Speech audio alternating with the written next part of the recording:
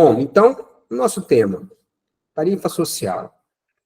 Implementar ou não, né? Por que essa pergunta, implementar ou não? Em princípio, num primeiro momento, a gente verifica que parece ser uma obrigação legal fazer com que haja o pagamento mais vantajoso da tarifa para algumas pessoas diante da Lei Federal 14.898. Isso parece ter uma obrigação. Mas nós iremos colocar algumas situações aqui que podem condicionar essa implementação dessa tarifa social. E é justamente aí que mora essa grande questão, né? Implementar ou não a tarifa social. Então, vamos passar adiante aí para a gente poder entrar propriamente nesse tema, né? Antes de entrarmos no tema, é sempre oportuno lembrar da atuação da nossa agência reguladora intermunicipal de saneamento de Minas Gerais. Esses são os municípios que estão sendo atendidos hoje, né? Nós temos ali as vertentes dos serviços que estão sendo devidamente regulados, os nossos municípios consorciados. Estamos aí em 4 regiões diferentes do estado de Minas Gerais, regulando os nossos municípios consorciados e também conveniados. Nós temos o nosso reconhecimento nacional pela ANA, também somos uma agência afiliada à Associação Brasileira de Agências Reguladoras, a ABAR. Temos aí um breve contexto histórico, né, de como nós chegamos à constituição da Arismig. A gente teve a constituição lá atrás do Consórcio Municipal de Saneamento Básico do Sul de Minas Gerais, o CISAB-Sul, que contemplava atividades de apoio também de regulação. Aí depois, em 2014, nós tivemos a criação de um órgão dentro do CISAB-Sul, denominado Arismig, que à época tinha um S a mais, vejam vocês aqui, um S a mais, né? E era um órgão dentro do CISAB-Sul. Em 2020, tivemos um novo marco regulatório, que trouxe algumas características peculiares, sobretudo em relação à implementação de uma nova forma de regulação, mais avançada, com características um pouco mais distintas, né, do que havíamos, de modo que, então, em 2022, a gente tem a Arismig com S só, constituída como uma agência reguladora independente, né, assumindo a sua personalidade jurídica de direito público para a regulação das 4 vertentes do saneamento. Então, a Arismig hoje é um consórcio público autônomo, dissociado do consórcio CISAB-Sul, que tem a especificidade de fazer a regulação na área do saneamento. E agora, em 2024, a gente atende mais de 1.100.000 pessoas e estamos presentes em 32 municípios, garantindo qualidade de vida, continuidade dos serviços e de uma forma equidistante entre usuários, prestadores e o titular, que é o poder público, tá bom? Vamos, então, falar do nosso assunto específico do dia de hoje. Por que a edição da Lei 14.898 de 2024, né? Bom, o direito à água é um direito humano, com amplo reconhecimento pela ONU. E isso tem uma importância fundamental, porque como direito humano, o direito à água transcende os ordenamentos jurídicos de cada país. É um direito reconhecido como essencial à própria natureza humana, porque tem tudo a ver com o direito à vida, né? Sem água não há vida. Então, como a água representa a vida, é um direito humano que está estendido a todas as pessoas na face do planeta Terra, né? Inclusive, a ONU tem diversos documentos em que ela reconhece esse direito humano à água, né? E no Brasil, esse direito à água, ele foi trazido para a Constituição Federal. Então, a partir desse momento, enquanto direito humano, reconhecido em todos os países, a partir desse momento, quando a Constituição reconhece o direito à água como um direito dentro da Constituição, ele passa a ser um direito fundamental, prestacional, com máxima eficácia jurídica, porque está na Constituição, né?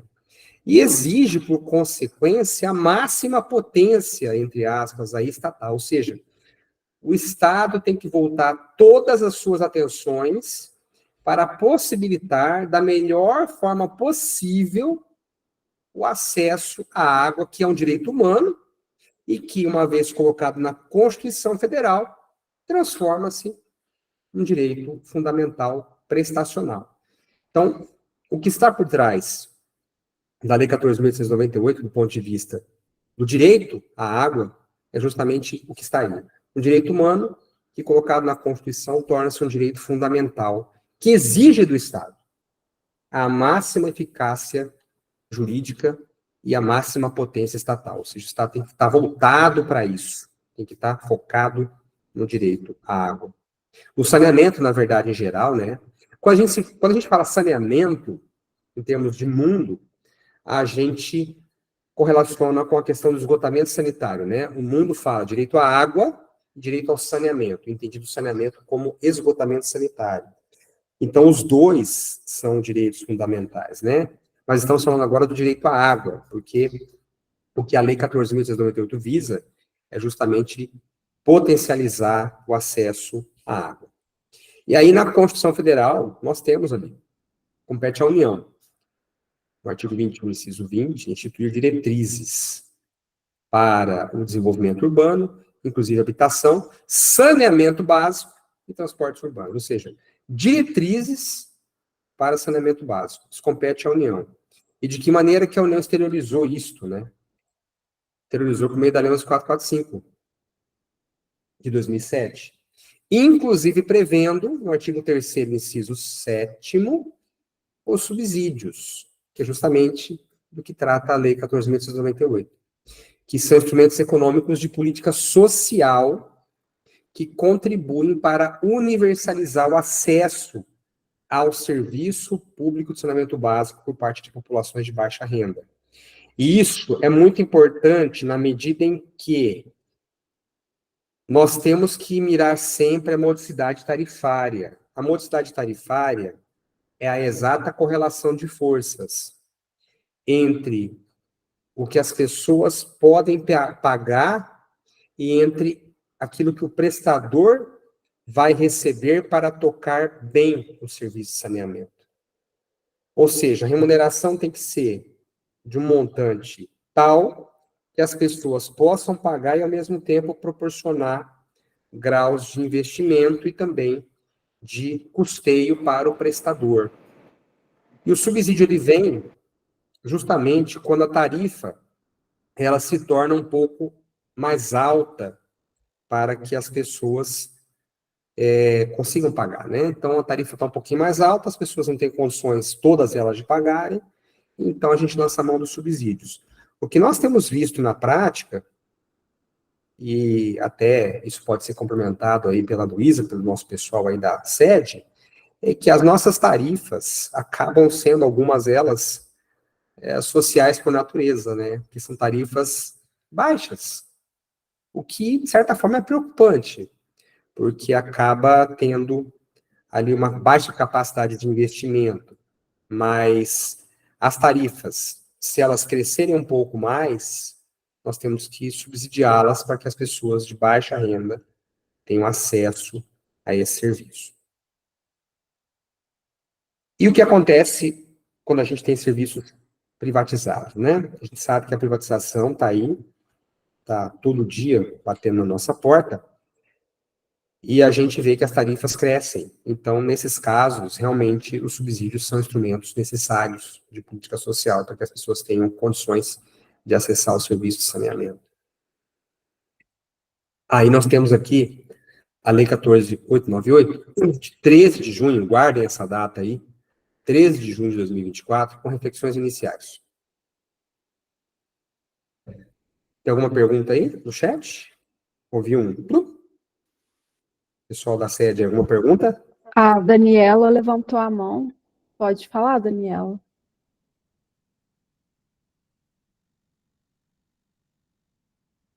Daniela? Não?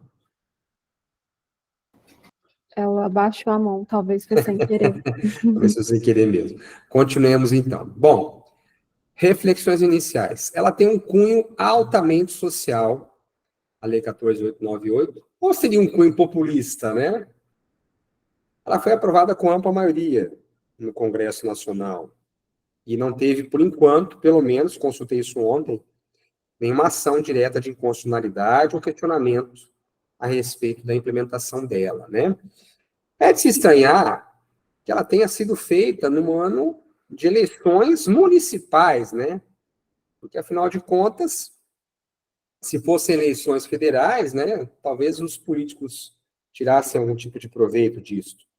Mas foram eleições municipais. Então, não deu para entender muito bem essa jogada neste ano eleitoral. Claro, vai favorecer, em tese, né, o clamor aí popular. Mas ainda não foi implementada, vai ser implementada apenas após as eleições, porque, afinal de contas, ela tem um período de implementação de 180 dias.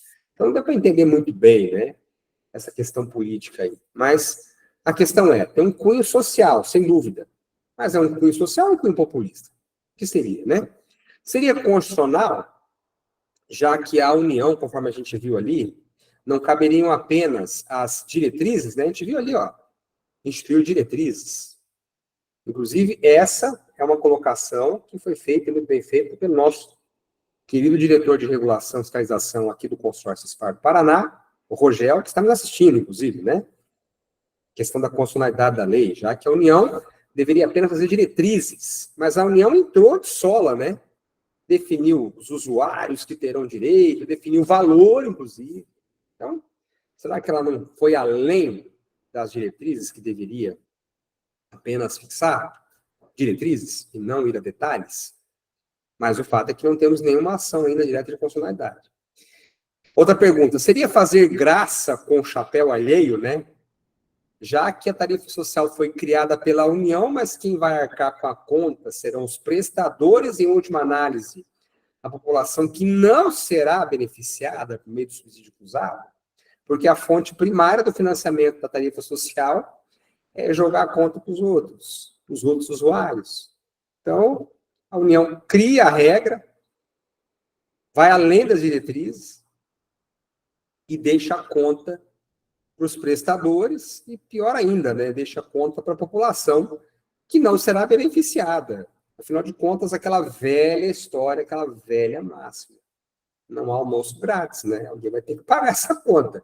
Porque todo mês, vocês, enquanto prestadores, entram devedores de uma quantia, que é funcionário, insumos, energia elétrica, uma série de gastos que vocês têm todos os meses, e vocês entram devendo esses gastos aí. Tem que lutar para arranjar dinheiro para pagar os gastos. Se nós retiramos de parte da população o pagamento que deveria ter sido feito e não é, porque tem uma tarifa social, os outros deverão compensar isto. É natural. Então, não seria fazer graça com o chapéu alheio, né? Como se diz aí no colóquio popular? Pois é. Reflexões iniciais aí. Mas são apenas reflexões filosóficas, né? Para que a gente possa tirar nossas conclusões a respeito do assunto. E aí nós temos especificamente agora a análise da lei que será feita aqui. E que poderá ensejar comentários de vocês e dúvidas também. Beneficiários da tarifa social. Está no artigo 2º, caput, incisos 1º e 2º da lei. São beneficiários os usuários com renda per capita de até meio salário mínimo e que se enquadrem em um dos seguintes critérios, ou seja, tem que ser beneficiário com renda per capita de até meio salário e que também se enquadrem em um dos seguintes critérios. Pertencer à família de baixa renda inscrita no cadastro único para programas sociais ou no sistema cadastral que venha a sucedê-lo. Beleza. Ou então, além de ter ali o critério de beneficiário com renda per capita de também salário mínimo, outra condição é pertencer à família que tem entre seus membros pessoa com deficiência ou pessoa idosa com 65 anos de idade ou mais, que comprove não possuir meios de prover a própria manutenção, nem de tê-la provida por sua família que receba, nos termos do artigo 20 e 21 da Lei 8742 de 93, o PPC, benefício de prestação continuada ou benefício equivalente que venha a suceder. Ou seja, este critério aqui de usuários com renda, deixa eu voltar lá, de usuários com renda per capita de até meio salário mínimo tem que estar somado também com um desses critérios aqui. Família de baixa renda, ou pertencer da família que tem a pessoa com deficiência ou idosa com 65 anos e que tem aqui também o BPC. Beleza? Acredito eu que isso está claro. Está muito claro na lei. Até aí, tudo bem? Tranquilo? Alguém quer complementar alguma coisa? Pessoal da sede, Luísa? Fique à vontade. Tranquilo? Então, Tranquilo, não. vamos tocar então. Qualquer pergunta, pessoal, por favor, podem fazer. Fiquem à vontade, tá? Nosso intuito aqui é de ouvi-los também nas suas dúvidas. Aí coloquei aqui uma atenção, né? Atenção. Isso é uma coisa importante para o prestador. Pelo parágrafo 2º do artigo 2º, a unidade usuária beneficiada, ou seja, aquela que nós já vimos aqui, com renda per capita também salário mínimo, e que esteja no CAD único recebendo PPC, então essa unidade beneficiária, que deixar de se enquadrar nos critérios de elegibilidade previstos nesse artigo, já falamos, né? Renda per capita, juntamente com a inscrição no CAD único, ou também que receba BPC, terá o direito, tá, linha amarelo, de permanecer como beneficiária da tarifa social de água e esgoto por pelo menos 3 meses. E das faturas referentes a esse período, deverá constar aviso da perda iminente do benefício. Ou seja, vai ter o direito de ficar 3 meses e o prestador vai ter que avisar essa perda iminente. Olha, vai lançar na fatura lá um tipo de aviso. Você poderá deixar de estar inserido na tarifa social, você deverá verificar sua condição, quer dizer, vai ter que avisar de que poderá haver a perda iminente. Me parece que, pela lógica aqui, sendo essa uma obrigação, se o prestador não avisar, pode ser que, eventualmente, o prestador seja compelido a permanecer com essa pessoa por mais tempo, porque não avisou. Me parece que seria essa a lógica. Então, é importante que avise que haverá essa perda iminente do benefício. Então, temos aí a condição de ficar por 3 meses e tem que ir avisando nesses 3 meses de que poderá perder o benefício. Beleza? Essa é uma obrigação do prestador. Atentem para isso, tá?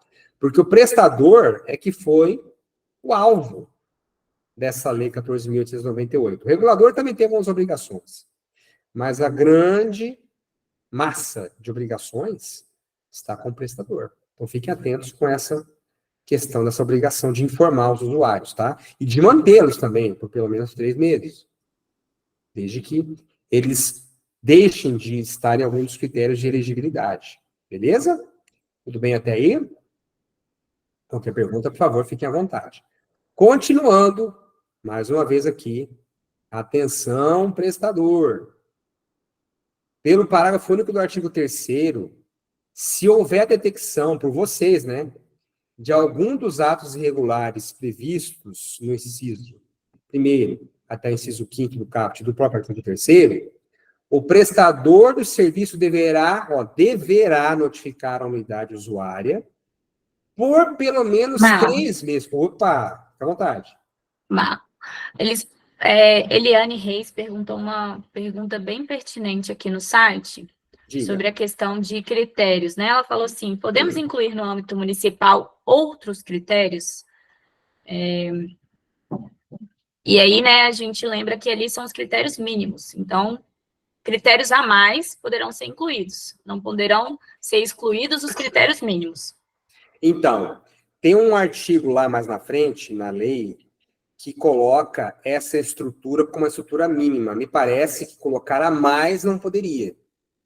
Esse é o requisito que tem que ser exigido. Nós não podemos inviabilizar que isso seja cumprido. Nós não podemos ir além desses critérios aí. Tá?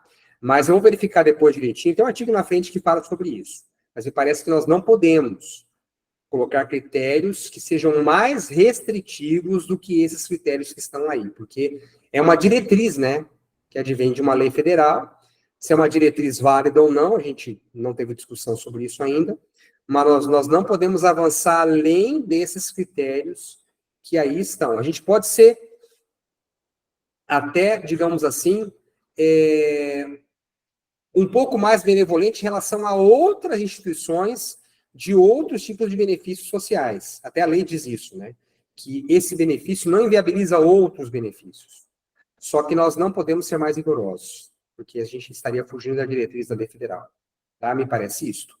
Tem um artigo na lei que fala sobre isso. Eu não coloquei aqui, mas tem um artigo na lei que fala sobre isso. Depois eu posso até verificar aqui. Doutor Marlon. Opa! José Salatiel levantou a mão também. Diga. Bom dia, doutor Marlon. Bom dia a todos. Eu não sei se eu estou antecipando um pouco, mas eu gostaria de saber se a aplicação dessa lei ela será automática, né, a partir de dezembro, que ela entrará em vigor, e se, no caso, por exemplo, a gente que já tem um critério de tarifa social, se terá que ser ajustado a esses ditames aí da lei. Salatiel, você antecipou um pouquinho, porque, de fato, a gente tem alguns slides sobre isso aí, tá? E, na verdade, a adaptação para essa lei aí, ela vai exigir algumas situações que nós iremos elencar. Daqui a pouquinho você vai ver. Eu acho que realmente você antecipou um pouquinho ao momento, mas a gente vai responder quando chegar no momento adequado, tá? Estou até procurando aqui. Eu imaginei isso, mas é só para eu saber como conduzir aqui a minha... Não, sem dúvida. Sem dúvida. Obrigado. Imagina. Obrigado. É importante essa pergunta que você fez aí, na medida em que a gente vai trazer algumas ponderações sobre isso aí. Eu estou procurando aqui, pessoal, na lei, a respeito do que foi perguntado, né, se a gente poderia ter mais critérios aí, além desses critérios. Não estou encontrando exatamente agora aqui o artigo, mas como a gente tem a diretriz fixada pela própria lei, nós não podemos ir além disto e dizer, olha, além do que está ali, vai ter outras coisas. Me parece que esta é a lógica, tá? Mas depois eu vou encontrar aqui e vou passar para vocês, nem que a gente passe depois aí. A gente vai passar depois direitinho aí essa informação, tá? Vamos continuar aqui, então. Quais são as irregularidades que poderiam... Doutor Marlon, a Eliane ainda está com a mão levantada. Será que ela quer falar mais alguma coisa? Eliane?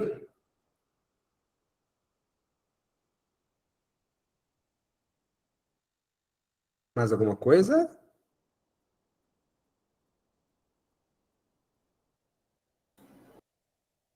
Acho que não. Também acho que não. Estou tentando encontrar... Oi.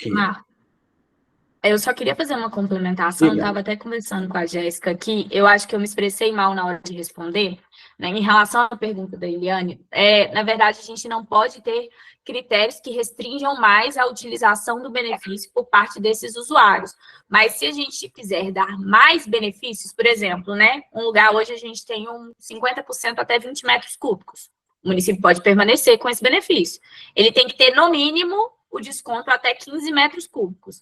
Então, vai ter essa diferença aí da lei, supondo, né? A gente não pode incluir critérios que restringam mais a utilização do que a lei tem previsto. Mas ter mais benefícios hoje, pode utilizar, né? Mas eu acredito que por causa dessa questão da gente já ter que dar para mais usuários o benefício, talvez não seja o momento da gente dar para outros ainda, já que a gente vai ter essa questão do subsídio cruzado. Mas era só essa complementação que eu queria fazer. Ótimo, Luísa. E a gente aqui trabalhou igual na rádio, né? Nas rádios a gente faz isso. Quando um dos âncoras tem que procurar alguma coisa, o outro âncora fala, né? Enquanto o outro âncora procura. Eu acabei de encontrar a resposta enquanto você falava. Artigo 6º, parágrafo 2º, gente. A resposta está aqui. Vou ler aqui para vocês, porque não está na apresentação, tá? Os critérios e o percentual estabelecidos neste artigo, que a gente vai ver depois lá, dos 15 metros cúbicos, tá? As coisas todas, 50% metros cúbicos, né? 50% dos 15 metros cúbicos, eles corresponderão a padrões mínimos a serem observados pelos titulares, sem implicar revogação e validação de regras, critérios ou descontos tarifários já instituídos em seus territórios. Ou seja, nós temos isto como padrão mínimo. Nós vamos ver também na frente, né, que a tarifa vai ser 50% da primeira faixa, 15 metros cúbicos. Mas esses outros critérios que estão aí também, que nós já vimos aqui, parece que são, e são mesmo, né, os critérios mínimos que nós temos que observar. Então, nós não podemos restringir, né, de uma forma maior o rigor, né, digamos assim, com maior rigor, esses critérios que já estão aí. Então, nós temos que observar esses que estão aí. Podemos ter até mais benefícios do que estes, né, além destes, mas não podemos inviabilizar este que está aí. E como este que está aí é, digamos assim, extremamente pesado para nós, eu acredito que primeiro temos que avaliar a implementação desse critério da Lei 14.698, para depois verificarmos a continuidade ou não de outros benefícios que a gente eventualmente possa ter, tá? Mas a resposta aí. Artigo 6º, parágrafo 2º. Os critérios corresponderão a padrões mínimos a serem observados pelos titulares, sem implicar a revogação de outros, que, claro, né, venham a ser mais benéficos, já instituídos em seus territórios. Beleza? Tranquilo?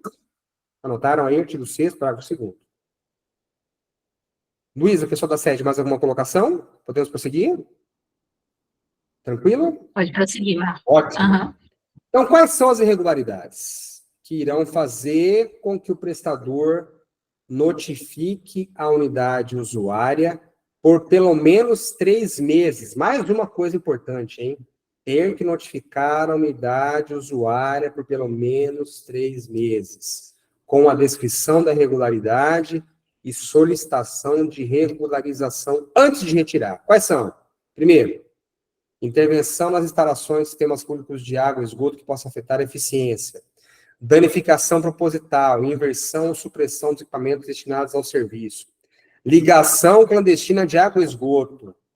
Coloquei aqui entre aspas, né? Entre parênteses, desculpa. Estamos permitindo o gato por 3 meses, né? Porque se nós temos que notificar a unidade por pelo menos 3 meses para regularizar, quer dizer que se o cara tiver com um gato lá, a gente vai ter que deixar. Porque tem 3 meses de lambuja, né?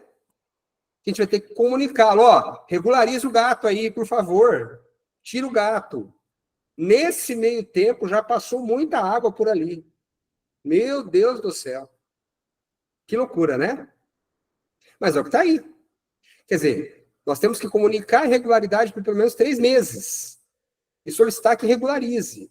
E uma das irregularidades é a ligação clandestina. Se ele tiver ali um gato jogando água para todo lado, mandando água para todo lado, tem que tolerar por 3 meses. É um absurdo, né? Muito absurdo. Mas está na lei. Está aí. Olha que situação. Outra irregularidade. Compartilhamento ou interligação de instalações de beneficiário da tarifa social com outros imóveis não informados no cadastro. Incoerências de informações inverídicas no cadastro, em qualquer momento do benefício. Está ali fora da tela, mas é isso. Informações inverídicas no cadastro. A mais grave é esta, né? Inciso 3º.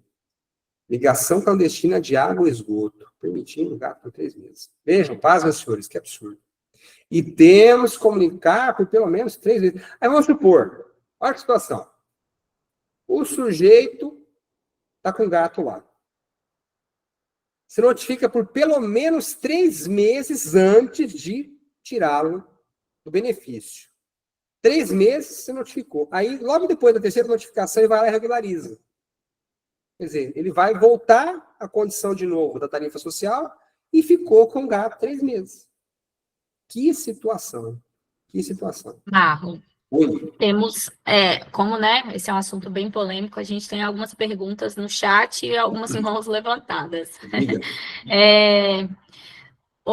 Tem alguns comentários, né, mas em relação a perguntas, o Ednei Carlos perguntou assim, poderia ser instalado um hidrômetro e feito cadastro compulsoriamente no caso do inciso 3? De qual inciso 3? Desse artigo 3º? Eu acho que é em relação à ligação clandestina de água. Ele está com a mão levantada. Se quiser abrir o microfone, Dinei, para explicar melhor. Dinei, Marechal Cândido Rondon, por favor, tens a palavra, meu querido mestre.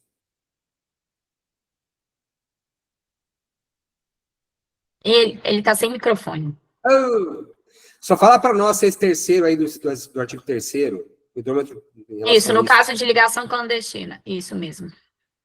Na verdade, nós não temos, né, nenhum tipo de, me parece, possibilidade de imaginar que a gente vai ter uma medição à parte disto, porque é a unidade usuária com aquele hidrômetro cadastrado no benefício da tarifa social.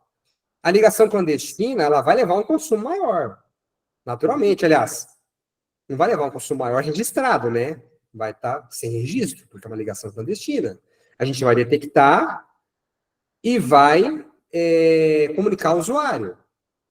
A não ser que o Dinei esteja falando, pensando, agora acho que eu cheguei no fio da pergunta dele. Tipo assim, tá, então nós vamos medir esse consumo que está sendo clandestino.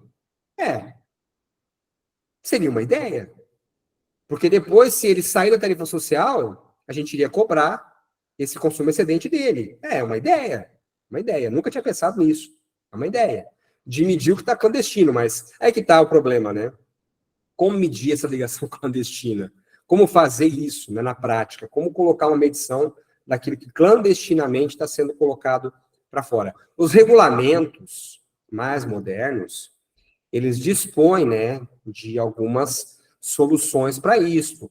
Alguns dizem, por exemplo, que as ligações clandestinas, esse consumo recuperado, pode equivaler, por exemplo, à média do consumo de toda aquela categoria. Então, quanto que os usuários residenciais normalmente consomem em Marechal Cândido Rondon, que é a cidade do Ednei? Consomem em média tantos metros cúbicos por mês. Beleza, então você vai lançar aquilo como recuperação de consumo. Agora, recuperar efetivamente, medindo isto que foi clandestinamente suprimido, né, do SAAI, me parece, na prática, bem complicado, né, porque é uma ligação clandestina, como é que vai medir isso, né? O Ednei fez uma ponderação aqui sobre isso, falou, porque que é estranho um usuário com hidrômetro e com ligação clandestina. Geralmente não possui ligação, ou essa ligação clandestina vai para outro imóvel, que estaria muito mais relacionado com o compartilhamento ou interligações de instalações de beneficiários da tarifa social com outros imóveis. Era como se o vizinho da tarifa social tivesse o gato, não, na verdade, aquele que está ali com uma ligação clandestina. Ele fez esse comentário que, normalmente, esse usuário com ligação clandestina não tem imóvel. Na verdade, eu acredito, Ednei, está muito no sentido de ele ter a ligação e ele ter colocado alguma coisa para esse hidrômetro não funcionar da forma correta. E aí, isso vai ser considerado um gato. Ele faz com que o hidrômetro não faça a medição. E aí, por exemplo, quando não é tarifa mínima, é uma tarifa de disponibilidade, ele não consumir nada vai valer, porque ele só vai pagar a tarifa de disponibilidade. Eu acho que aí, no caso, bom dia, talvez o instalador outro hidrômetro no passeio por conta da autarquia seria uma hipótese. Fagner Cavalcante respondeu, bom dia, talvez instalar outro hidrômetro no passeio por conta da autarquia seria uma hipótese. Alô? Aí teria que ver a viabilidade da autarquia. Cortou o teu microfone, Luísa. Ô, Luísa, cortou, você estava falando, cortou. Fala de novo. Ixi,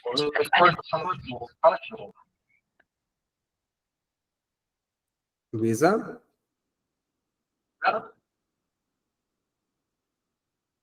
Bom, gente, só para deixar claro também, que nós também temos a situação ali do inciso 2º, né? Alô, tem alguém falando junto aí? Alô?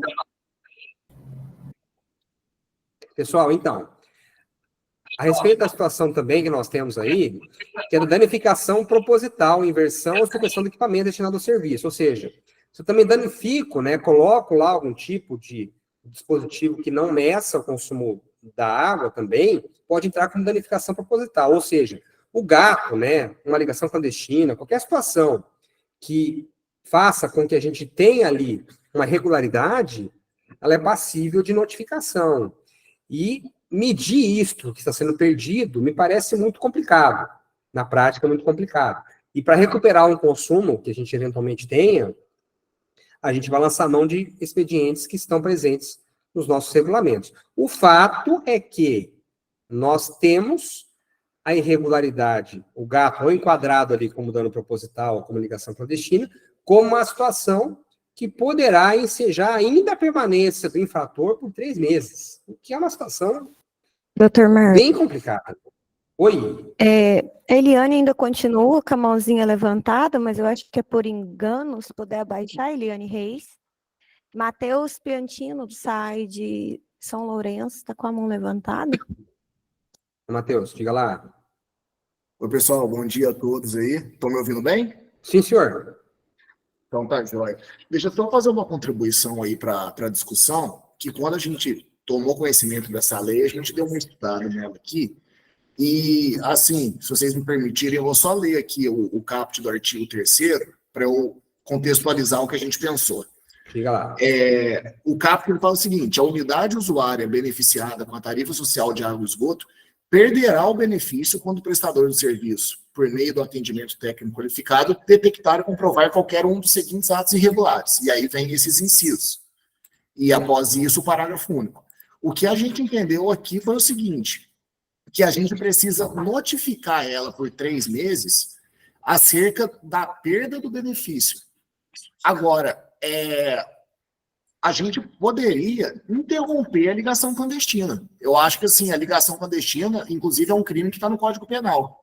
Então, eu acredito que essa lei ela não poderia permitir uma prática criminosa por 3 meses. Então, o que a gente entendeu, assim, da redação do artigo foi que, para a gente tirar ele do cadastro de tarifa social, eu tenho que notificar ele por 3 meses. Mas isso é diferente de eu permitir que ele cometa um crime por 3 meses. Então, eu acredito que a gente possa interromper esse fornecimento clandestino. Por exemplo, ele fez um gato na casa dele.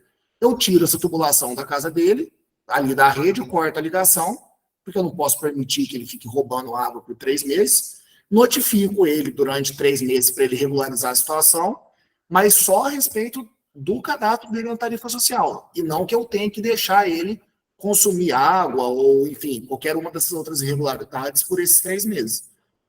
Só para contribuir aí na discussão, que esse foi o entendimento que a gente teve aqui quando a gente leu essa lei, sabe?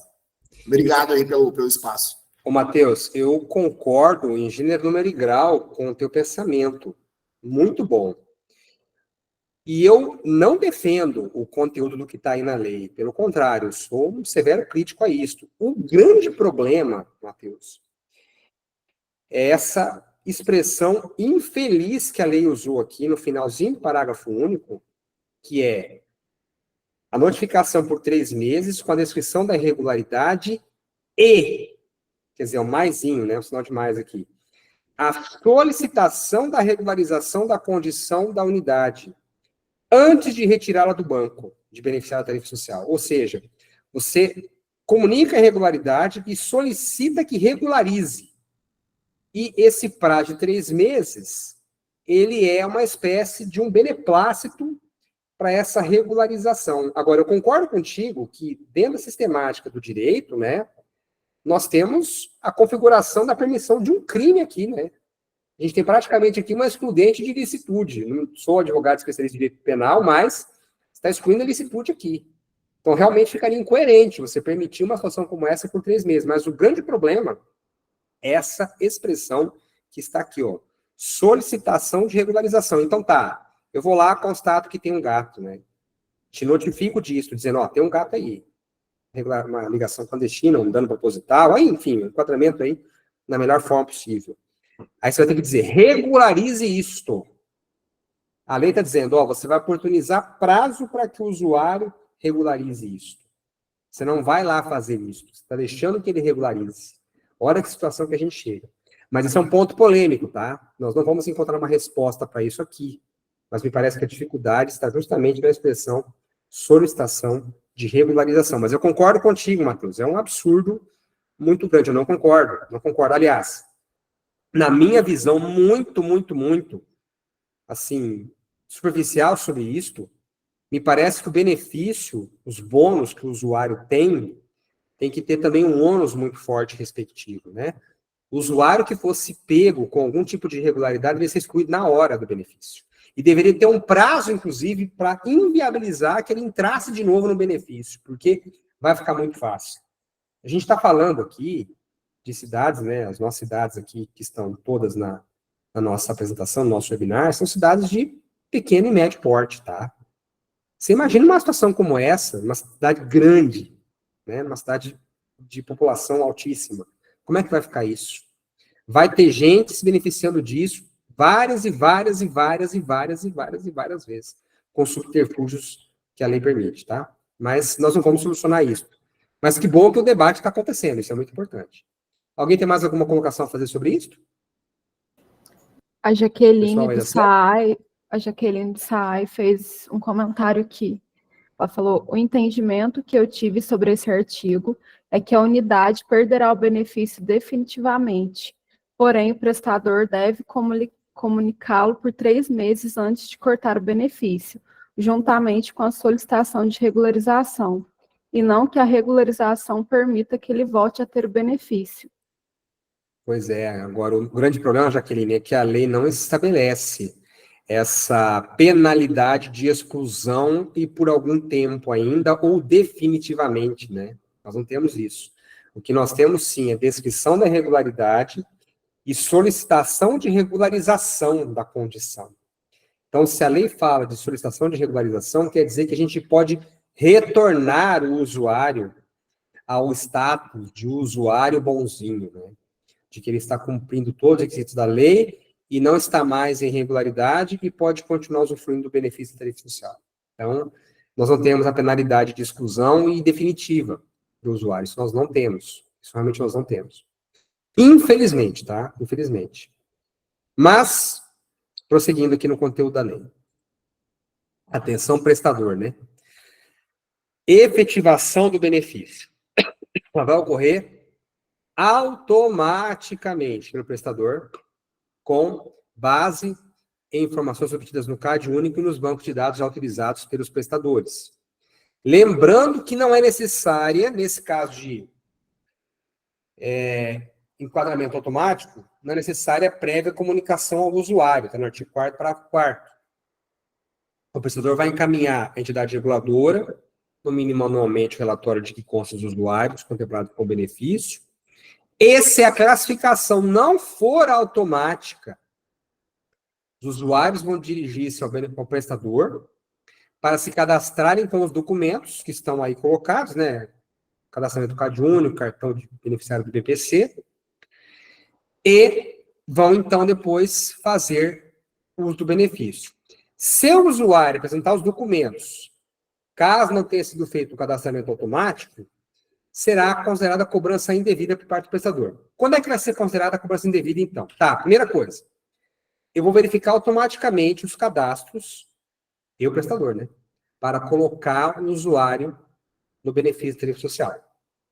Se mesmo após a minha verificação automática ficar alguém de fora ainda, e me parece que eu vou ter que avisar isso para a população, né? Carro de som na rua, ou internet, ou rádio, enfim, todos os meios possíveis e imagináveis. Então, vou ter que comunicar aos usuários, ó, quem não se inscreveu, quem não está sendo beneficiado, né, pela tarifa social, e que se julgue no direito de fazer jus à tarifa social, por favor, dirija-se ao escritório do prestador, do SAAI, né, do SAMAI, enfim, nome aí do prestador, para se cadastrar regularmente no benefício da tarifa social. Aí o usuário vai lá e me manda o documento. Se mesmo com ele mandando o documento para mim, de inscrição no benefício, eu não atendê-lo, aí então eu vou ter uma cobrança indevida. A cobrança indevida não vai acontecer se eu não enquadrei automaticamente, se eu avisei os usuários e se um desses usuários, ainda que tenha direito, não mandou os documentos para mim. Aí não tem como saber. Então, aí não vai ter cobrança indevida. Só vai ter cobrança indevida se não teve a inscrição automática, que está automaticamente inscrito, beleza. Se eu avisei para mandar os documentos, se ele mandou os documentos e eu não me inscrevi. Aí vai dar cobrança indevida. Mas se eu avisei os usuários e eles não mandaram, os usuários que não têm benefício, né? Claro, evidentemente. Se eles não mandaram os documentos para mim, então eu não vou ter cobrança indevida, tá? Só vai haver cobrança indevida se o usuário mandar os documentos e mesmo assim eu não fizer o cadastramento dele. Beleza? Tranquilo? Luiz, algum comentário sobre isso aí? Pessoal da sede, alguma coisa? Está tudo bem explicado, Marlon. Então tá bom. Prosseguindo. Valor. E aqui a gente tem um grande questionamento. O valor vai consistir em percentual de desconto de 50% sobre a tarifa aplicável à primeira faixa de consumo, observadas as diretrizes nacionais determinadas pela ANA, né? Que ainda não fez nada. Nós não temos diretrizes em relação a isso, feitas pela ANA. E o valor de que trata o caput deste artigo será aplicado nos primeiros 15 metros cúbicos por residência, claro, só unidade residencial, né? Classificada no benefício.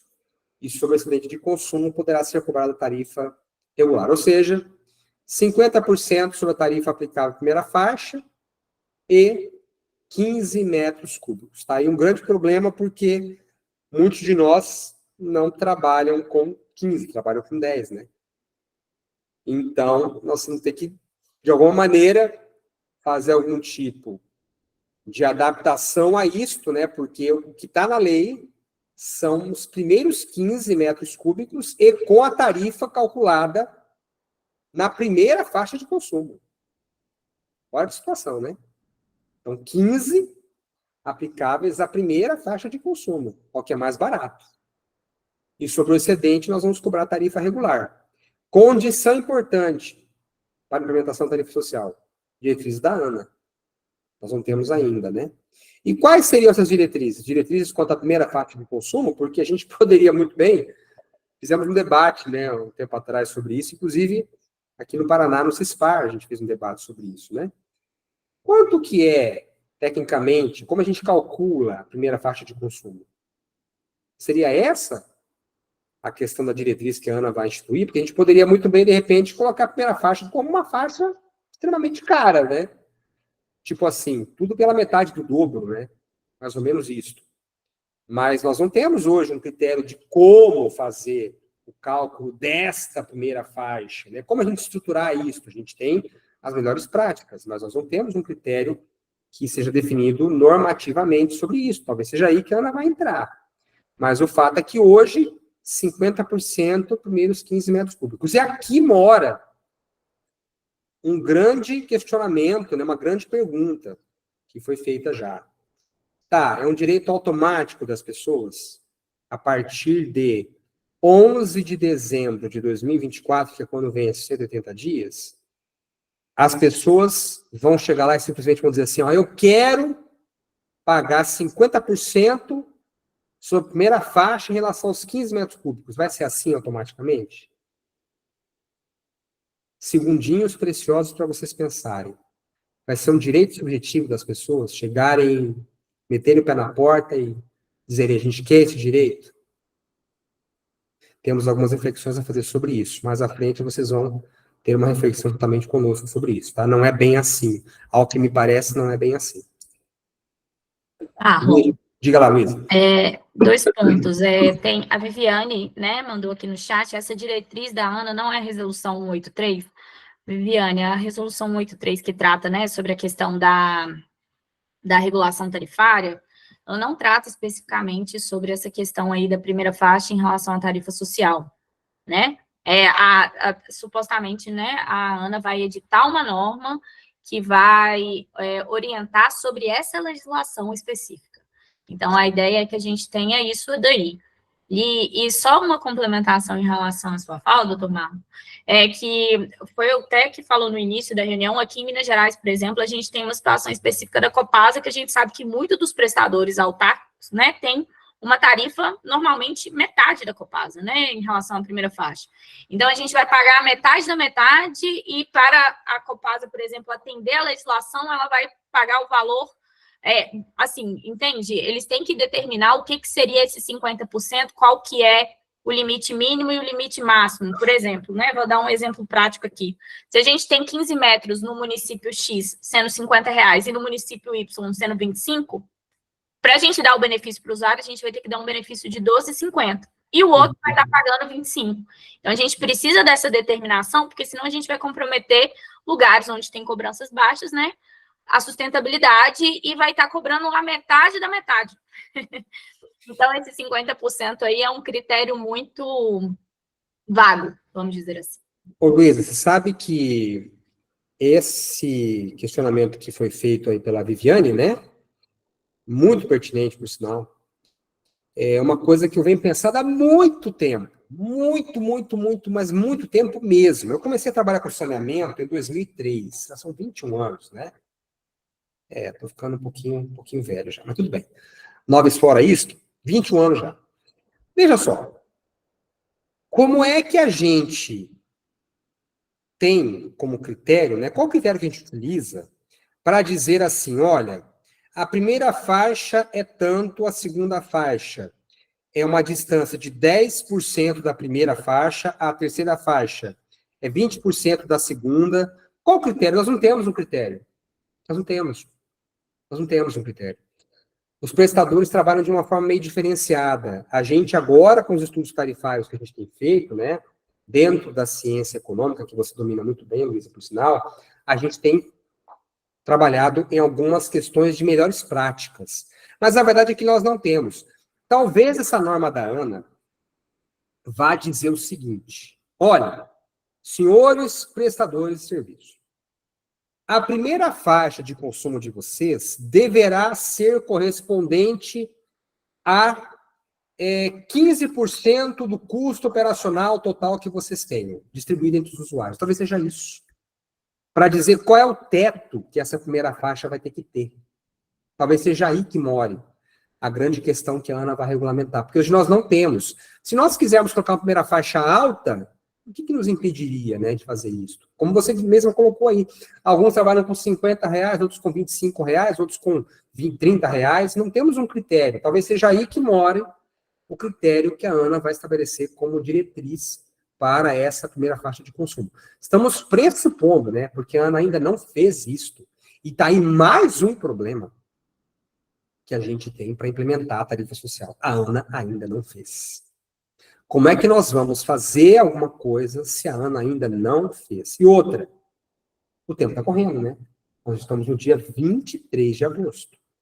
Nós temos aí pouco mais de, na verdade, 3 meses praticamente, porque agosto está no fim praticamente já. Setembro, outubro, novembro, cheios. Dezembro, um pouquinho dele. Então, esse é mais um problema. E nós vamos chegar a isto mais adiante, vou falar para vocês, tá? E ainda, só a última ponderação, ainda digo mais, né? Hoje, todos os benefícios que o governo federal, né, ele fornece para a população, por exemplo, Bolsa Família, BPC, ele tem uma limitação de quantos usuários podem ser abarcados dentro desse benefício. Então, hoje, como a gente tem, né, municípios que majoritariamente têm população idosa, por exemplo, quando a gente fala de municípios do interior de Minas com a população pequena, imagina todos os usuários que são elegíveis a esse benefício receber esse benefício sem nenhuma limitação. Supondo que 60% da cidade aí poderia receber esse benefício. Como que a gente vai fazer a cobrança para os demais usuários? Então, isso daí é um ponto muito problemático também, que a gente não tem a previsão dentro da lei e não tem ainda a previsão na norma, né? Que o perfil dos municípios, eles não são uniformes, né? Então, essa questão aí da lei também é um problema para o tipo de prestador que a gente tem hoje.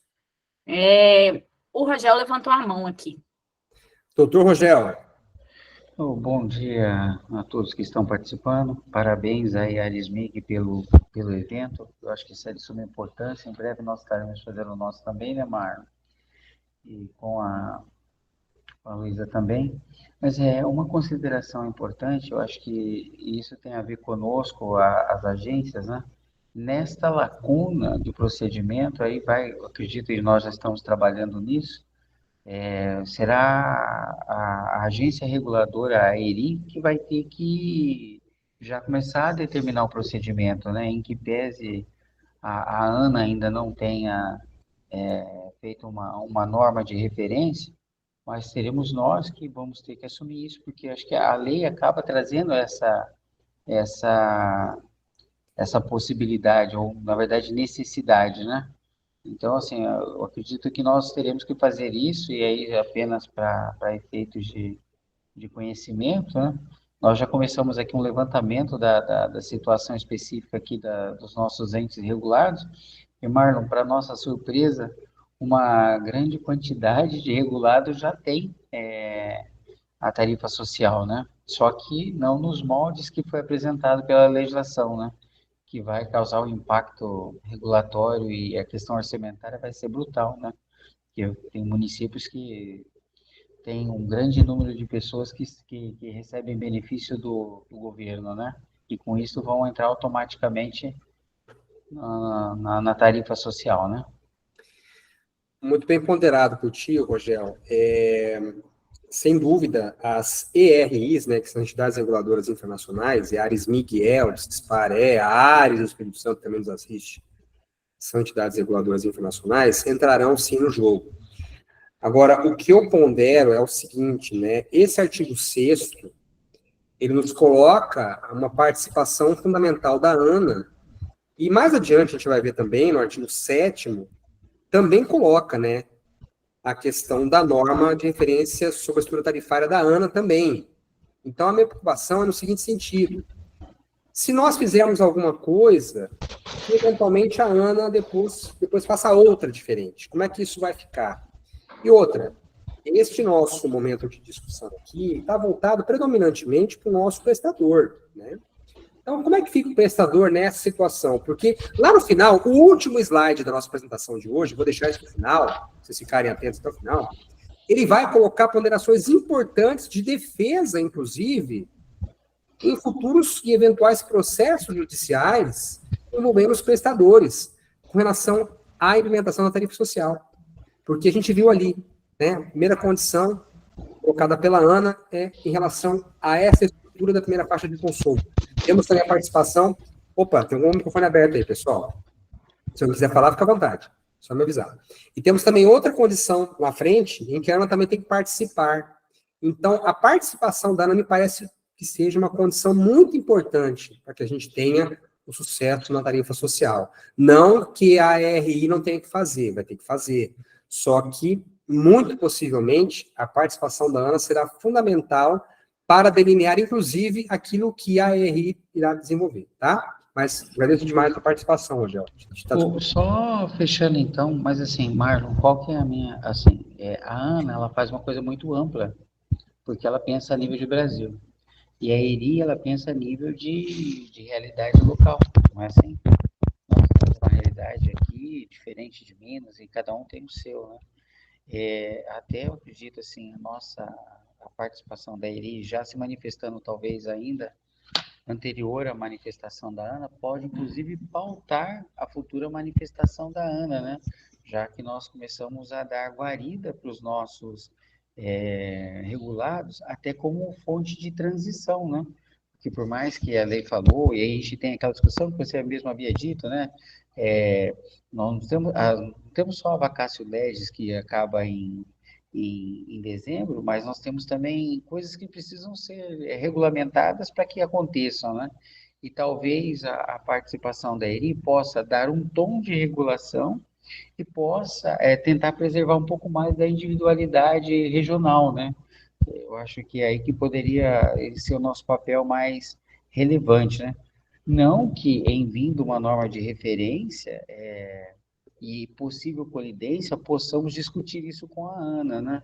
Mas se nós já tivermos nos preparado para isso, até quando a ANA for tomar subsídios para criar uma norma, ela vai, de fato, ter que olhar por aquilo que as ERI já têm trabalhado, né?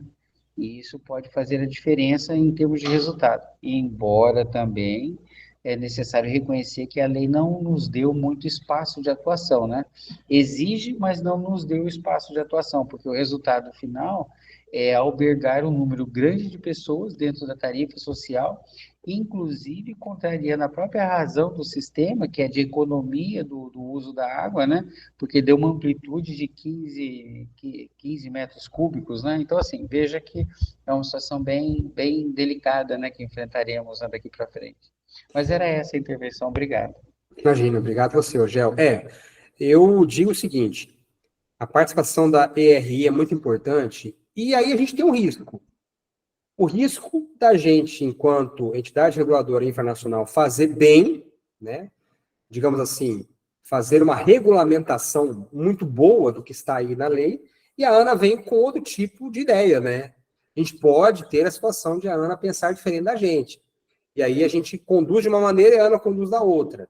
Eu diria assim, que talvez seja importante, né, pensar em aguardar um pouco, né, ver que rumo que a Ana vai tomar em relação a algumas situações aí, para que a gente possa caminhar já de uma forma mais acertada, porque, de repente, pensando numa situação de até impacto regulatório, a gente pode conduzir os nossos regulados para um caminho e depois a Ana conduzir para outros caminhos. E até esses dias eu comentei, né, internamente na Arismig, com alguns colegas, que infelizmente a Ana não tem observado muito as nossas contribuições. Infelizmente. Mandamos várias contribuições, inclusive, né, a Arismig tem mandado várias contribuições para a norma de referência da Ana, e a gente tem ali muito pouco resultado prático. Então, esse é o nosso receio, de a gente direcionar o prestador para um lado, que tem que, inclusive, modificar seus sistemas lá, e mexer com informática e tudo mais, e daí a Ana puxa para o outro lado, e a gente vai ficar com dois trabalhos, né? Então, esse é um ponto que eu tenho como receio, mas eu respeito as opiniões em contrário, de que a gente, né, tenha, de repente, que fazer alguma coisa já. Mas eu penso que a gente vai ter esse problema. Marlon, inclusive, né, Rogel, a experiência aqui da Arismig em relação a isso, a gente já estava construindo uma norma sobre tarifa social, estava prevista na nossa agenda regulatória. Quando veio a edição dessa lei federal aí, ela estava com muita questão, né, muito diferente do que a gente estava prevendo na norma, né? Principalmente essa questão do cadastro, essa questão dos critérios. E aí a gente não viu sentido de prosseguir com a norma, porque a gente ia acabar orientando nossos regulados em uma questão que tem uma legislação federal que fala outros pontos, né? E o que o Marlon falou sobre a Ana, a gente, infelizmente, tem visto, né, que existe muito o lado da regulação contratual sendo observada e o da discricionária ficando um pouco de lado. Então, às vezes, né, a gente vê que essas situações particulares, que é muito o caso aqui, né, tanto do OCISPA quanto da Arismig, a gente vê que nem sempre é verificada pela Ana, né? Então, eu acho que essa cautela de esperar a norma de referência talvez é uma opção mesmo. E a Luísa foi enfática e muito feliz na colocação, Isa. Você foi extremamente feliz na colocação que você fez agora. E, mais uma vez, isso já é uma reclamação nossa da Arismig, em várias situações. Inclusive, a Jéssica comentou várias vezes, né, Jéssica, sobre isso, que a Ana puxa sempre para a regulação contratual. E olha só o que acontece em relação a essa situação que foi colocada pelo Rogel, comentada pela Luísa agora. O artigo 7 nos diz que a tarifa social de água e esgoto, isso está até na apresentação, deverá seguir preferencialmente a norma da ANA. Aí, parágrafo 1º nos diz, caso a ERI competente para o contrato não adira à norma da ANA, a entidade reguladora deverá editar normativo próprio. Ou seja, a única possibilidade real da gente ter uma normativa própria da RI para tarifa social é regulação contratual. E nosso público presente aqui hoje é todo de regulação discricionária, ou praticamente todo de regulação discricionária, não é regulação contratual. Ou seja, a única abertura para que a RI não faça adesão à norma da ANA e tenha sua liberdade é a regulação contratual. É bem complicado isso. Infelizmente, nós não estamos sendo muitas vezes prestigiados na regulação discricionária, tá? Mas vamos seguir, gente, adiante, para tempo de vermos tudo aí. Ficou bastante tempo na tela, esse slide que está aí, e é importante, deixei até de propósito bastante tempo na tela, pelo seguinte.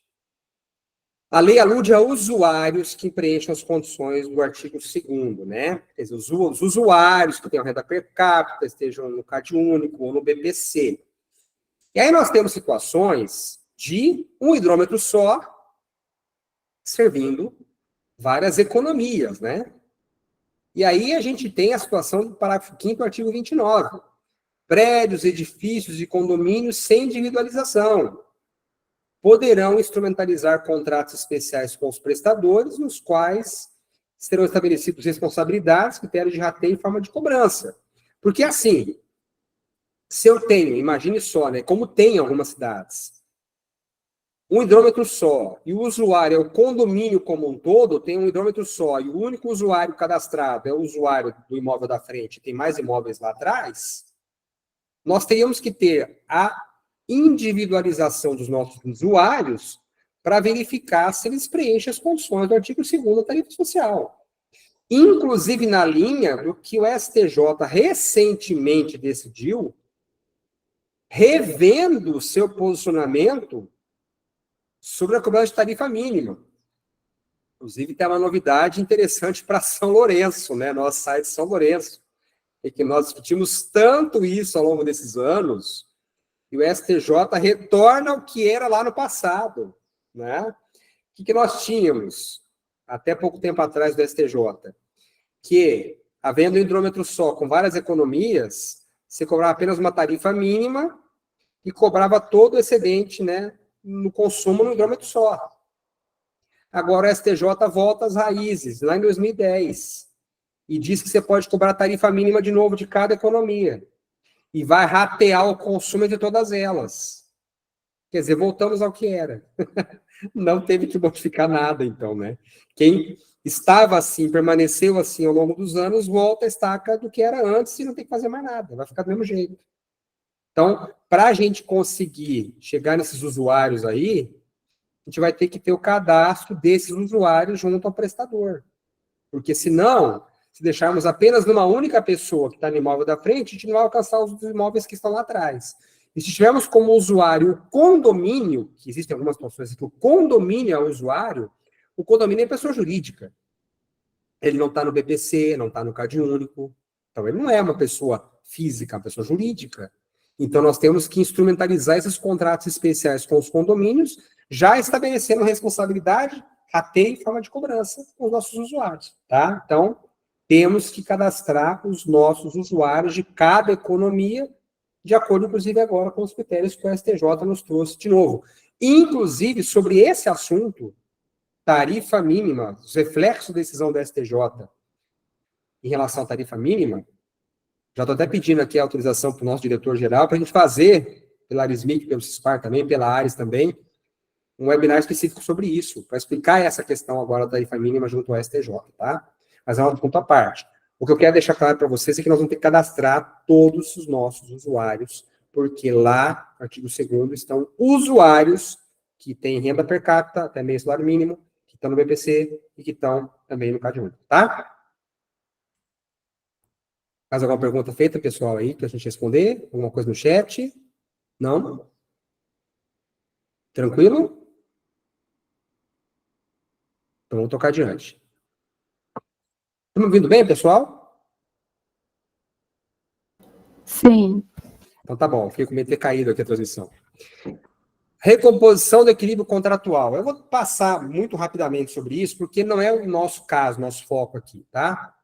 Mas só para dizer que a instituição da tarifa de água e esgoto deverá preservar o direito adquirido, somente será eficaz em relação ao prestador do serviço, mediante prévia recomposição do equilíbrio econômico-financeiro do contrato. Estamos falando de regulação contratual, que não é, em sua maioria, o nosso caso aqui, tá? Mas se for regulação contratual, primeiro tem que reequilibrar o contrato para depois fazer a tarifa social de água e esgoto. Tá, a gente está em agosto. Vai dar tempo de discutir isso até 11 de dezembro? E outro, nos casos em que não existe categoria tarifária social, que pode ser que a licitação para esse contrato não tenha previsto categoria tarifária social. O contrato vai ter que ser adequado para incluí-la em até 24 meses.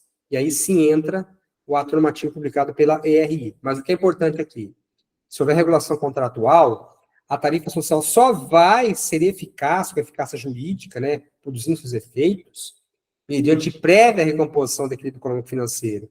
E aí tem a pergunta, né? E se o prestador se negar a fazer a inserção disso no contrato? Porque o contrato, minha gente, é um ato jurídico perfeito, protegido constitucionalmente contra qualquer modificação. Fala, não quero. A lei é posterior, a lei 14.898 é posterior, meu contrato está feito, eu vou seguir o contrato quando acabou. Olha que situação.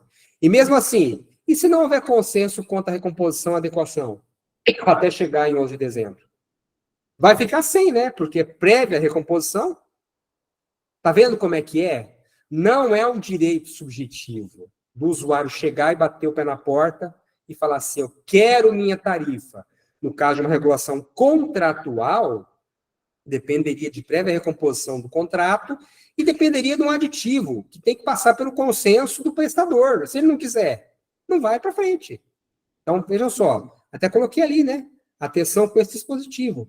Para que seja eficaz a tarifa social, no caso de regulação econômica contratual, tem que ter a recomposição do equilíbrio econômico-financeiro do contrato. E só vai começar a valer em 11 de dezembro se esse equilíbrio tiver sido feito antes, né, de 11 de dezembro. Porque senão não vai ter. É uma condição que a lei impõe. O prévio equilíbrio econômico-financeiro do contrato. Que situação, né? Doutor Marlo, Diga. tem uma pergunta no chat da Viviane. Esses Por favor. 24 meses é só nos casos de regulação de caso de contrato? Porque aí vem aquela questão, né, doutor Marlo? O senhor falou aí mais cedo. E os prestadores de regulação discricionária, que é a maior parte dos regulados da Arismig, como que fica? Pois é. O parágrafo 2º do artigo 7º está muito claro, né? Aqui, ó, o contrato, né? Opa, voltando lá, o contrato. Então, na regulação discricionária aqui.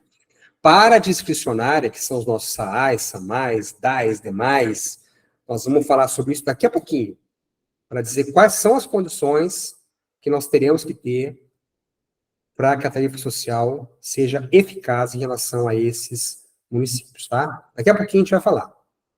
Isso para vocês ficarem até o final conosco, tá? Tem muita coisa boa ainda. Bom, sobre o artigo 7º, eu acabei de falar, né? Eu tinha falado já atrás. Deverá seguir preferencialmente o nome de referência da ANA.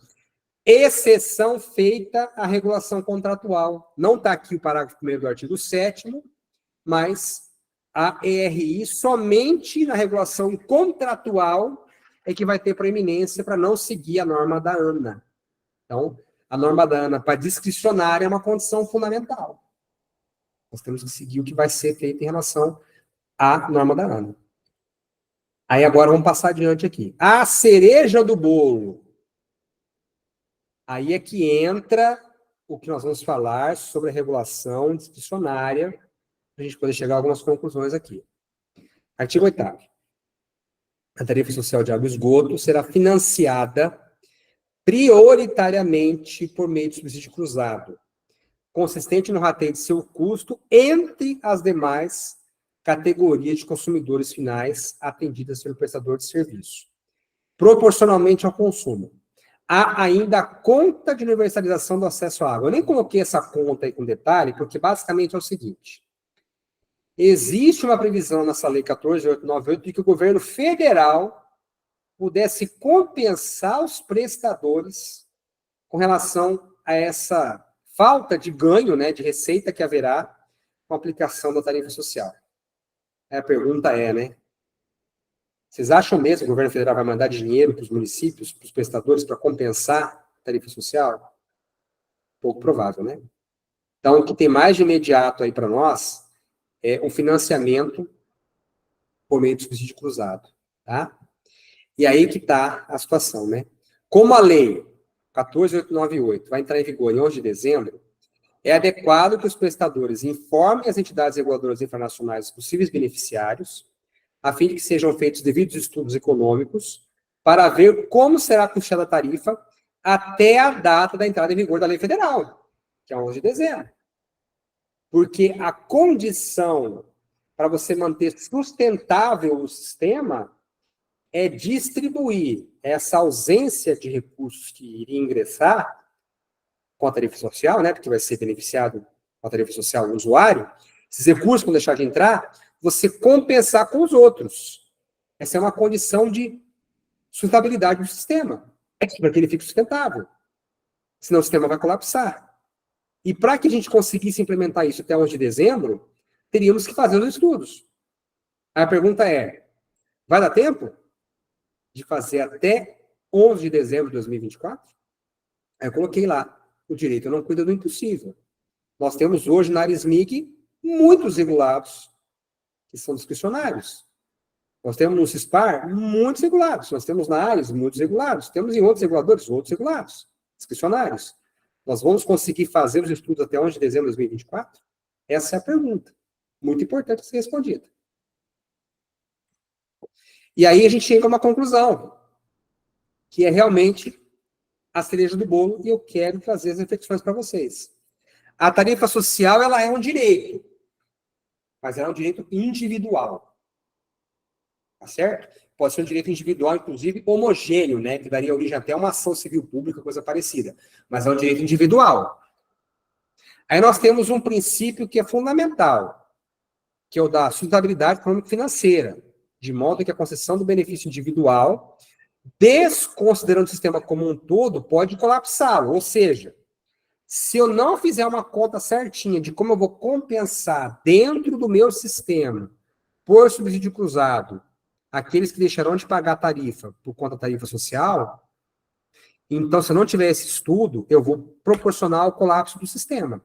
Porque não vai entrar dinheiro suficiente para eu manter o meu SAAI, meu SAMAI, meu DEMAI, e nem para fazer os investimentos necessários. Concorda? Ora, não é verdade? Se eu estou tirando dinheiro, tem que repor o dinheiro. Se eu não tiver estudo de como repor o dinheiro, eu vou colapsar o sistema em prejuízo de todas as pessoas. E aí, pela doutrina do mínimo existencial, que é defendida constitucionalmente em relação aos direitos fundamentais, devemos sempre adotar a solução aplicável a todos e que atinja o maior número possível de pessoas. Sem fazermos estudos de sustentabilidade, parece que não será possível implementar a tarifa social. Tá, tudo bem, não dá tempo de eu fazer até 11 de dezembro. Uma, porque a Ana não editou a norma ainda. Outra, porque eu não consegui fazer, porque não deu tempo, é um tempo muito curto. Chega o usuário no dia 2 de dezembro e entra com uma ação contra a autarquia. Olha, eu quero pagar 50% sobre 15 metros cúbicos. O que eu vou defender? Eu vou defender dizendo o seguinte: não, senhor usuário. Não porque a Ana editou norma agora há pouco tempo, porque há um prazo também para que a gente, enquanto regulador, faça os estudos, e aí eu me filio à corrente, inclusive, que o Rogel defendeu, né, no CISPAR, um tempo atrás. A gente discutiu isso, né, Rogel? De que a RI poderia fazer uma norma dando um prazo para implementar isso, um prazo para fazer os estudos. Então, a gente vai defender com o usuário, dizendo o seguinte: ó, a RI não fez ainda os estudos para que a gente consiga implementar isso, de modo que, se nós dermos a tarifa social para você e para os outros, nós iremos colapsar o sistema como um todo e estaremos deixando de atender as pessoas no seu mínimo existencial, que é o direito à água, porque nós estaremos comprometendo o custo desse nosso serviço e também os investimentos que serão feitos. Então, nós não temos, na minha visão, como implementar a tarifa social sem fazermos os estudos tarifários de remuneração desses serviços, né, de remuneração dessa situação toda, de como isso vai funcionar no sistema, sem que a gente implemente isto, porque nós temos a possibilidade de colapsar o sistema para todas as pessoas. Se nós tirarmos, né, e formos tirando o dinheiro que vai ingressando nos nossos sistemas autônomos, tá certo? Então, essas são as visões que eu gostaria de passar para vocês em relação a isto, numa futura, quem sabe aí, eventualmente, defesa judicial de usuários que ingressem contra as nossas autarquias, beleza? Pode ser que vocês tenham ideias diferentes das minhas, e a gente está aqui para debater, e não só aqui também, mas em outros canais, em outros debates, em outros webinários, em outras dúvidas que vocês poderão direcionar, tanto para a Arismig, que é uma entidade reguladora de hoje, organizadora, como também para o CISPAR, como também para a AIS, como para todas as outras entidades reguladoras que eventualmente estejam assistindo a gente aqui, e regulados também, né, que estejam assistindo, eles poderão direcionar para nós, para a gente poder debater ainda mais. São apenas reflexões a respeito da implementação da tarifa social. Alguém tem mais alguma colocação, alguma pergunta, alguma situação para nos colocar aqui? Por favor, fica à vontade.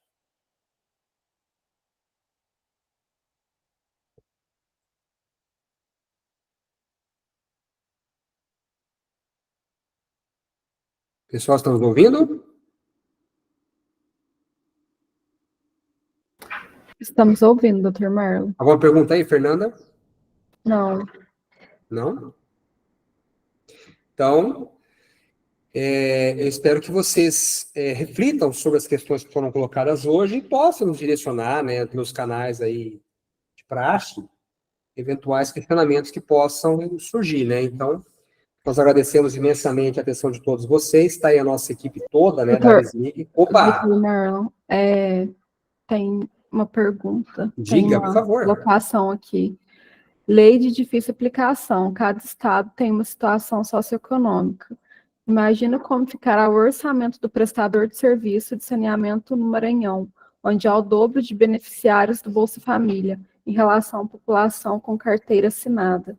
Aplicando o subsídio cruzado, essa população assalariada será demasiadamente onerada. Quem foi que fez a colocação aí, ô Fernanda?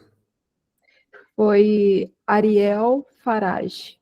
Não sei de onde você é, Ariel, mas até gostaria que você colocasse de onde você é aí, mas a tua colocação foi extremamente feliz.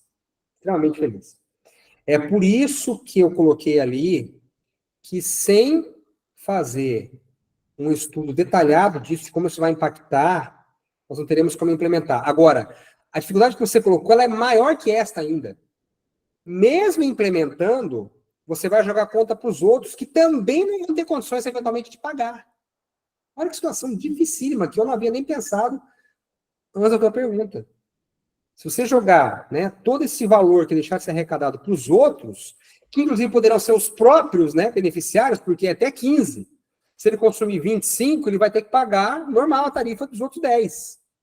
Será que vai ter condições de pagar a tarifa? Que situação.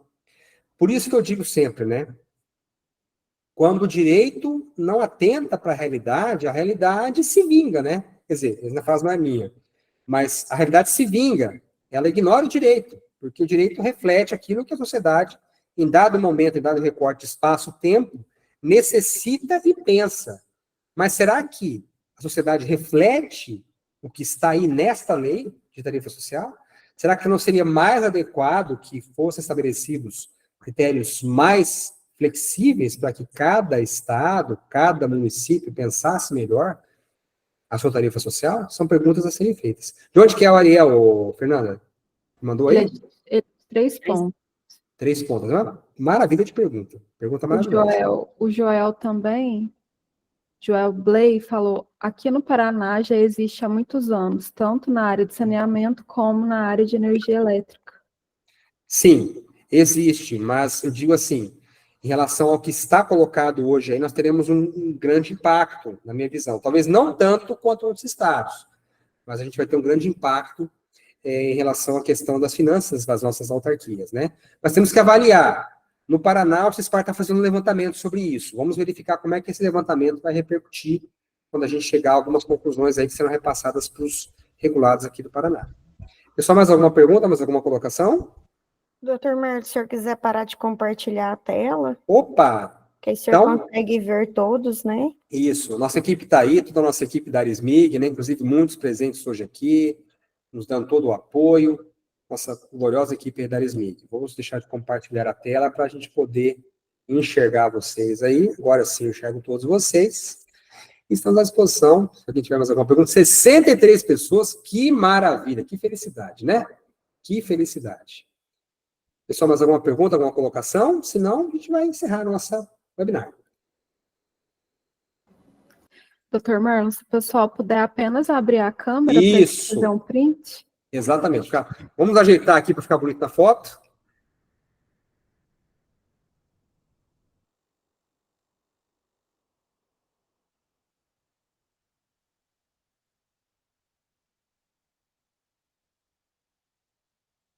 Já fizemos o print? Já, acredito que sim. Maravilha, pessoal. Pessoal, eu agradeço muito da minha parte aqui. Se alguém da sede quiser encerrar, fique à vontade aí. Jéssica, Fernanda, por favor. Adriano, você está aí? Nós também agradecemos a participação de todos. E como o Dr. Marlon falou, a gente continua à disposição para esclarecimentos adicionais. Muito obrigada, pessoal. Tenham um bom dia. Um grande abraço, gente. Até mais. Tchau para vocês.